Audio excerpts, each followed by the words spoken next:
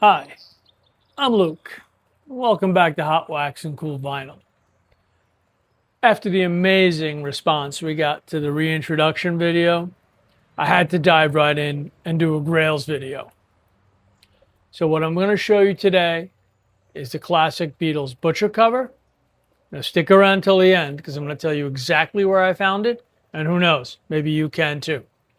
Also going to show you a copy of The Best of Blondie, which is fully signed by the band. I'm going to show you where I found that as well. I'll give you a hint. It's not the usual places you might think. All right, so stick around till the end and let's get going with the video. All right, so we're ready? All right, excellent. So here is my copy of the Beatles Yesterday and Today. This is a second stage copy, as you can see.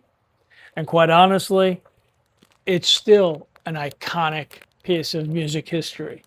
It's to this day as controversial and as collectible as it has always been.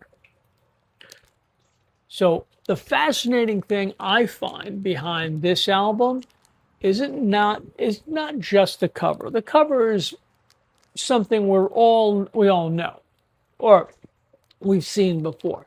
But here's the thing that when I purchased this came as a complete surprise and a happy, joyous surprise. And that is the reproduction of the capital letter that was sent out on June 14th, 1966 by Capitol Records. At this point was their manager. His name was Ron Tepper.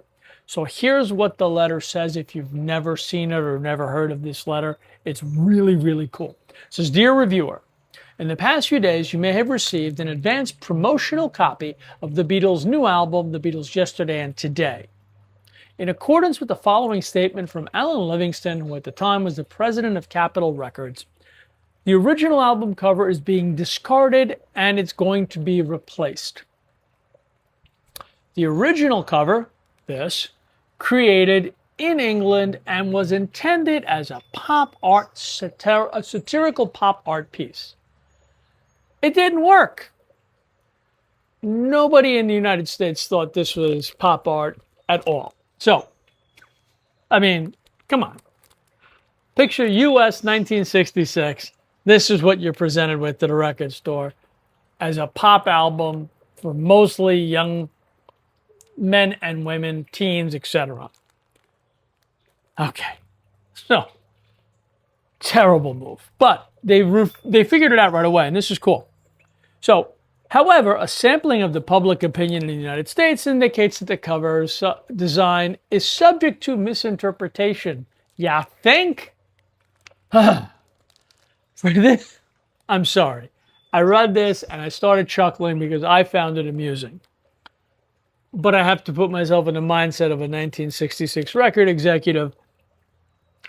And I guess this is their way of CYA all the way. Anyway, continuing on. For this reason and to avoid possible controversy or undeserved harm to the Beatles' image or the reputation, Capitol has chosen to withdraw the LP and substitute a more generally acceptable design. Ta-da! Okay, so up until now, it's pretty standard fare, although the letter is still kind of cool, and it addresses the mea culpa of Capitol in so poorly anticipating the response in the U.S. market. But here's where it gets kind of cool. All consumer copies of the Beatles album will be packaged with a new cover, which will soon be available within a week to 10 days. So June 14th, 1966, these guys figure out they've got a really, really big problem. To their credit, fixed it within 10 days. Nationwide. Very cool. As soon as they are, we'll forward a copy. In the meantime, we would appreciate for you to disregard... I'm sorry. For your promotional copy, we would like you to basically destroy your promo copy and or send it back COD to Capitol Records in California. So they figured out they had a problem. They fixed it within 10 days, and they asked the DJs and the reviewers to please send their albums back.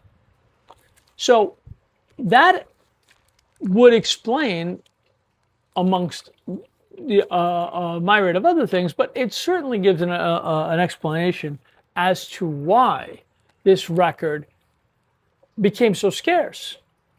And so, on top of the fact that they figured it out in 10 days and then just repackaged it.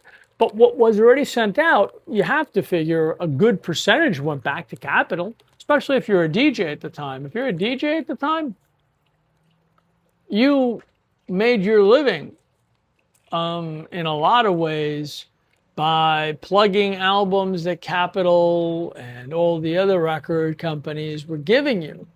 And you wanted to play ball with these guys. So yeah, they asked you to send it back. You don't care, you send it back.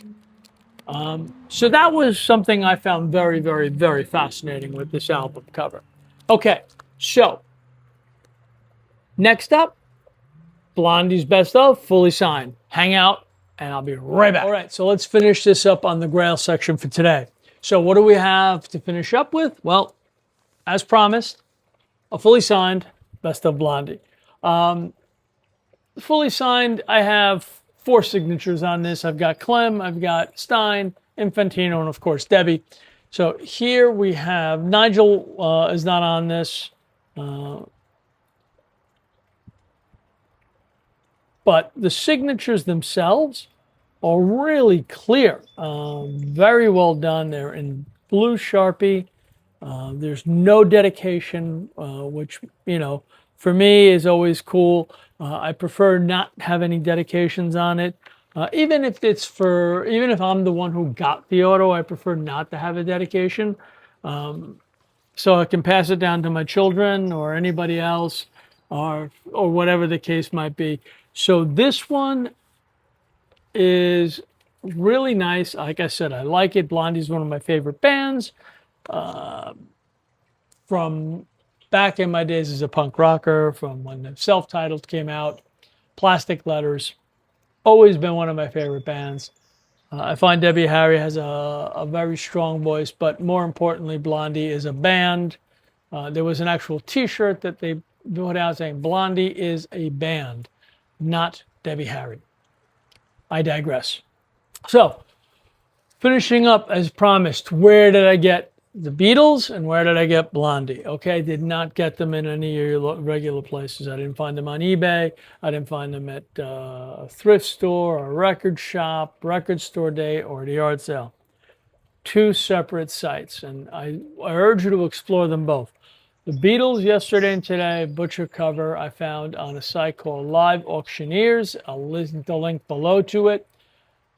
It is essentially a site where many, many different auctioneers host auctions, and it's self-explanatory. Go check it out. It's got a ton of everything in it. For me, this particular album was found when I looked at a baseball card auction who had other things, and sure enough, here's the Beatles album cover out of nowhere. I'm not going to tell you what I paid for it. I don't want anybody getting angry. Let's just say it wasn't a lot.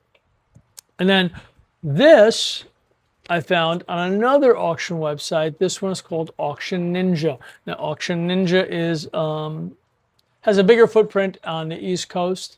But that one is also a website which has a lot of records of resellers on there. A lot of times they're exorbitant, but you will find really good deals. I'll leave a link on that one as well. Some do ship. Most ask you to pick up. So you just plug in your zip code in the search bar and all the auctions in your neighborhood will auto-populate and you can look it over. Like I said, I find a lot of records. I found some beautiful Blue Notes on there, Coltrane, Soul Train, and a few others at what I deem to be reasonable prices. Now, what may be reasonable to me and you or might be completely different, but that's neither here nor there. But I do urge you to check both of them out. I will leave a link in the descriptions below for both of those things. So have a great rest of the week. I hope you enjoyed this. I hope you found a couple of nuggets in this that you didn't know before, especially on the yesterday and today. I'll see you next week.